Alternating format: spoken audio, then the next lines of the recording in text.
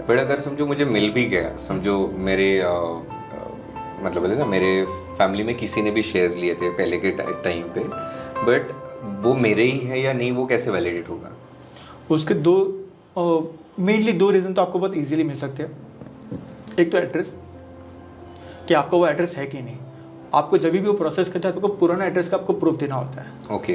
ठीक है। Second is like जब भी प्रोसेस होता है तो उसमें फादर नेम या तो फिर हस्बैंड नेम मेंशन होता है, तो वो भी हमको वेरीफाई करना होता है।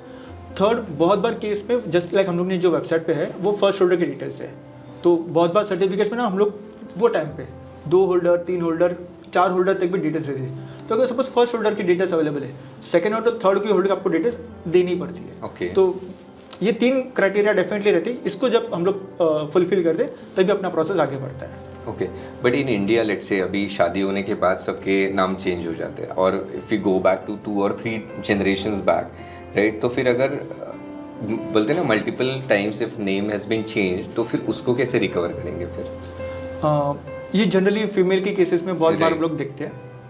तो फीमेल के केसेस में जब उनके कुछ ओल्ड डॉक्यूमेंट्स होते हैं, फॉर एग्जांपल आप स्कूल सर्टिफिकेट्स प्रेफर कर लो, रेशन कार्ड में नाम होता है, आपकी मार्कशीट होती है, तो ओल्ड सिग्नेचर का कुछ प्रूफ रहता है, उसके मैरिज सर्टिफिकेट, सपोज मैरिज में जो हम लोग का प्रीवियस नाम और न्यू नेम वो होता है, और गैजेट, ये 2 to 3 डॉक्यूमेंट्स है जिसके बेसिस पे हम लोग प्रोसेस आगे डेफिनेटली कर सकते हैं। ओके, तो मुझे बताओ इसकी जब शुरुआत हुई तो आप लोगों तक पहुंचे थे कि लोग आपके पास आए थे? इनिशियली हम लोग ने बहुत रीच आउट किया है। आई कैन से कीमती कागज़ पूरी टीम ने मुंबई में 2000 होम्स रीच आउट किया है, 2000 घर door to door we have visited. और इनफैक्ट हम लोग ने वो तभी कीमती कागज़ नाम भी नहीं प्रेफर किया। हम लोग ने ये सोचा था कि लोगों तक रीच आउट करते जिनके पास अच्छी वैल्यू है। और आप मान के चलो कि लोगों के पास पैसा बहुत है, बट लोगों को पैसा है वो नहीं पता है। अप्रोक्सीमेटली 2023 के डेटा के हिसाब से आईपीएफ का जो डेटा है उसमें 25,000 करोड़ अमाउंट अभी भी अनक्लेम है। आईपीएफ में कब जाता है? जब 7 साल डिविडेंड अनक्लेम होता था। तो हम लोग ने जब रीच आउट किया लोगों से, तो लोग वो जगह पर रहते ही नहीं थे, ऑलमोस्ट 3 से 4 घर शिफ्ट हो चुके थे। देन वी रियलाइज कि rather than we reach out to them, let's make a platform जहाँ पे लोग आए और वो खुद अपने फैमिली के जो बिलोंग्स के वेल्थ है, जो उनके ग्रैंड पेरेंट्स ने, फादर ने किया है, वो फाइंड आउट करें। तो फिर कीमती कागज़ का एक जन्म होता है। और फिर वो हम लोग ने प्रोसेस ऑलमोस्ट 2 साल बाद, हम लोग 2022 में हम लोग ने वेबसाइट बिल्डअप करके लॉन्च किया था।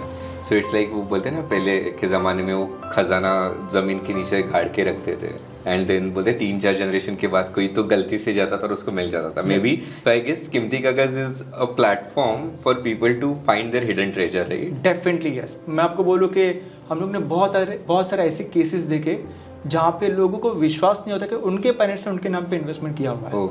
मतलब वो टाइम पे भी लोग अपने बच्चों के नाम पे भी इन्वेस्टमेंट करते थे, खुद के नाम पे भी करते थे। So yes, I can tell you कि काफ़ी अच्छा अमाउंट है। You can say unclaim amount, सिर्फ आईपीएफ का डेटा बोलो तो 25,000 करोड़, बट अगर इफ़ यू आस्क मी तो मुझे लगता है एटलीस्ट 1 लाख करोड़ के आसपास का अनक्लेम फिजिकल शेयर्स रहेगा।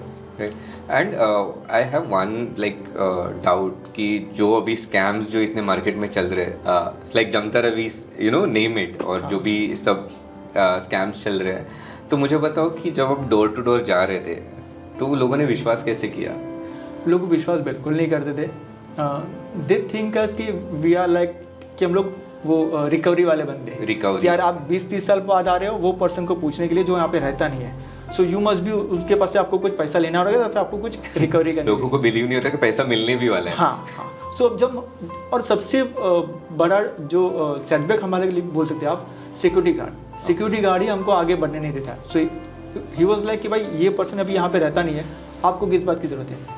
और जब भी हम किसी से भी अप्रोच भी एटलीस्ट घर तक पहुँच जाते थे, हम लोग डोर से एटलीस्ट 5 to 6 फुट दूर खड़े रह के फिर बात कर देते, एटलीस्ट उनको थ्रेट ना लगे कि भाई कुछ ऐसा इंसिडेंस है जहाँ पे कुछ ऐसा कुछ बोलते हैं ना, यू एक्सपीरियंस समथिंग डिफरेंट? मेरे एक्सपीरियंस में तो बहुत कम आया, बट हाँ मेरी टीम के पास काफ़ी एक्सपीरियंस आया। जनरली लोग पर्सन का अपीयरेंस देख के भी जज कर लेते कि भाई ये पर्सन के साथ बात करने लायक है कि नहीं। मेरे साथ एक डेफिनेटली हुआ था, एक मोहतरमा के वहाँ पे मैंने रीच आउट किया था, एंड उनके पास कुछ 4,000 सिप्ला थे। Okay. Value tremendous was high. So मैंने जस्ट मैम को रीच आउट किया, मैम सेज कि मैंने जब उनके हस्बैंड का नाम लिया तो बोलता है कि he is no more. So I was like okay, I am sorry. So कि आपका काम क्या है? बोला मैम उनके पास फिजिकल शेयर्स है सीटला के, सो माइट भी आपको अवेयरनेस रहेगी। बोलते नहीं मुझे नहीं पता। तो बोला मैम आप प्रोसेस कर सकते हैं। नहीं मुझे कुछ नहीं करना है। एंड देन उसने दरवाज़ा बंद कर दिया। एंड देन मैं फिर नीचे आ गया, मैंने सिक्योरिटी गार्ड से बात किया। तो ही सेड कि वो बैंकर है एंड उसको अभी फ़िलहाल कोई एज अ फाइनेंशियली कुछ है नहीं करके। सो ऐसे ओके, बट उनको एटलीस्ट मैसेज पास ऑन कर देना। बोलते वो किसी से बात नहीं करती, वो अपने आप में ही रहती है। सो दिस वॉज इंसिडेंट्स के बाद जहाँ पे वेल सेटल लोग हैं ना, उनको ये चीज़ नहीं करनी है। और एक केस मैं आपको बोलूँ कि जिनके फैमिली के पास रिलायंस के शेयर्स थे, मैंने उनको बोला एड्रेस पे वो रहते भी थे। ही सेज कि मुझे पता है, अगर होता भी फिर भी मैं नहीं करता, अगर नहीं भी पता फिर भी मुझे नहीं करता। मुझे इस पर्टिकुलर चीज़ से लोग डर जाते प्रिफर नहीं करते कि मैं अपनी फाइनेंशियल कंडीशंस या तो फाइनेंशियल स्टेटमेंट्स आपको कि मैं शेयर करूँ। राइट।